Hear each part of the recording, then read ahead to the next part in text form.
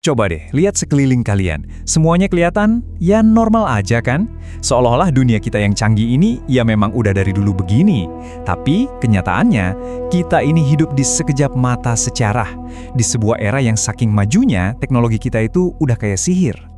Jadi, gimana ceritanya kita, spesies manusia, bisa sampai di titik ini? Yuk kita coba tarik mundur waktu, jauh banget ke masa lalu, buat mengungkap kisah luar biasa di balik peradaban kita.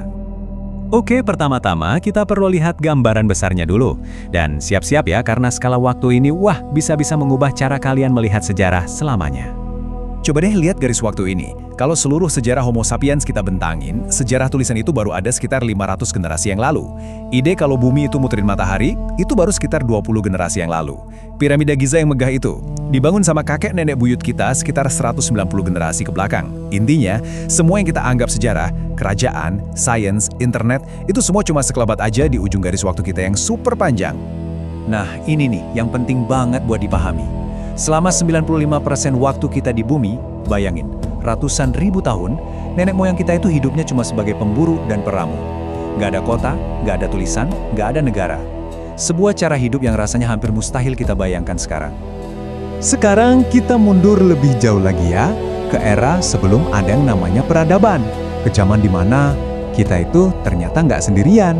Kita bukan satu-satunya spesies manusia di bumi. Jadi gini, cerita kita itu dimulai jauh sebelum Homo sapiens ada. Fosil-fosil yang ditemukan itu nunjukin kalau nenek moyang manusia paling tua hidup 7 juta tahun lalu.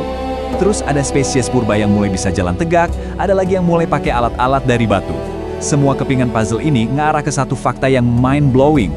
Dulu, bumi itu rumah bagi beberapa spesies manusia sekaligus.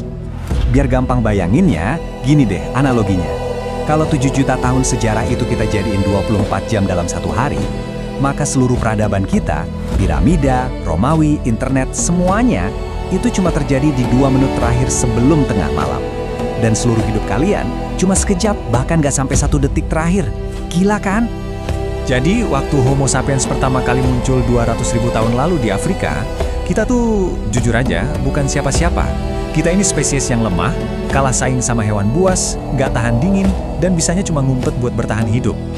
Kita cuma hewan lemah di tengah alam yang ganas, bahkan hidup bareng kerabat manusia lain yang lebih kuat, kayak Neanderthal. Terus, gimana ceritanya makhluk lemah yang biasa-biasa aja ini kok bisa jadi penguasa planet? Apa yang berubah? Jawabannya ada di 3 kekuatan super yang entah gimana caranya berhasil kita kembangkan. Yang pertama, kita belajar kerjasama dalam kelompok super besar. Satu manusia sendirian mungkin bakal lari dari mamut, tapi ratusan manusia bisa berburu mamut bareng-bareng. Kedua, kita berhasil ngaklukin api. Wah, ini game changer banget. Makanan jadi bisa dimasak, nutrisinya lebih banyak keluar, dan itu memicu otak kita jadi lebih besar. Tapi, kekuatan yang ketiga, ini dia yang paling dahsyat dari semuanya. Imajinasi. Kedengarannya sepele ya, tapi jangan salah, ini penemuan paling luar biasa yang mengubah segalanya. Kemampuan kita buat percaya sama cerita yang sama, entah itu cerita tentang dewa, negara, hukum, atau bahkan uang, membuat jutaan orang yang gak saling kenal bisa kerjasama buat tujuan yang sama. Inilah yang bikin kita beda. Tapi, kesuksesan kita ini ada sisi gelapnya juga. Kita tahu kalau Homo sapiens dulu berbagi dunia ini dengan manusia-manusia purba lain. Tapi, entah kita kalahkan mereka dalam perebutan sumber daya, atau ada hal lain, yang jelas satu persatu dari mereka lenyap. Dan akhirnya, cuma kita yang tersisa. Nah, dengan 3 kekuatan super tadi, manusia mulai mengubah dunia dengan kecepatan yang gila-gilaan. Revolusi demi revolusi pun mulai terjadi, satu demi satu. Dimulai dari revolusi pertanian. Manusia nemuin cara yang revolusioner banget buat nanam makanan sendiri. Gak perlu lagi nomaden, capek-capek berburu terus. Kita akhirnya bisa menetap, bangun desa, dan desa itu lama-lama jadi kota. Terus kita nemuin tulisan. Awalnya cuma goresan di batu, terus di kertas. Bayangin, ilmu yang tadinya cuma bisa diwariskan dari mulut ke mulut, sekarang bisa direkam, dibaca, dan dikembangkan dari generasi ke generasi. Pengetahuan mulai menumpuk. Lalu, kita menciptakan uang. Ini kan sebenarnya cuma konsep imajinasi murni ya kan? Tapi sistem kepercayaan bersama ini memungkinkan peradaban-peradaban yang jauh dan berbeda bisa berdagang dan bekerja sama dalam skala global. Dan lihat deh gimana inovasi ini nyambung satu sama lain. Karena ada tulisan dan kertas, lahirlah mesin cetak. jumlah buku langsung meledak. Gak perlu lagi capek-capek nulis ulang pakai tangan. Pengetahuan jadi menyebar super cepat ke seluruh Eropa, dan inilah yang memicu revolusi ilmiah. Dan dari situ, wos, semuanya terjadi begitu cepat. Revolusi industri mengubah total cara kita hidup. Kita nemuin antibiotik dan bisa ngalahin penyakit mematikan.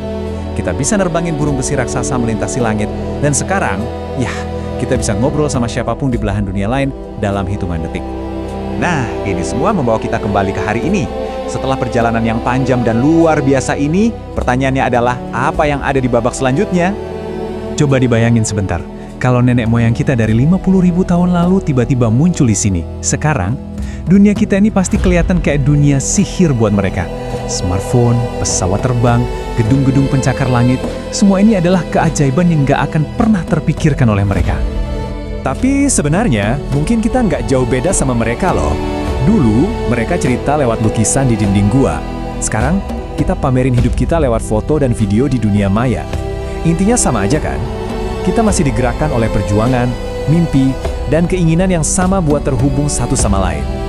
Dan kalau tren ini terus berlanjut, wah, masa depan kita bisa jadi lebih ajaib lagi. Mungkin kita bisa pakai rekayasa genetika buat nyembuhin semua penyakit. Mungkin nanti ada robot yang melayani semua kebutuhan kita. Mungkin kelaparan dan kemiskinan cuma jadi cerita di buku sejarah. Atau mungkin kita bakal jadi spesies antar planet. Dan ini ninggalin kita dengan satu pertanyaan besar. Jadi, cerita ini mau dibawa kemana? Apakah kita akan mencapai mimpi-mimpi terbesar kita? Atau justru kelemahan kita sendiri yang akan menghancurkan kita? Jawabannya nggak tertulis di bintang-bintang sana, tapi ada di tangan kita, di generasi kita, sekarang.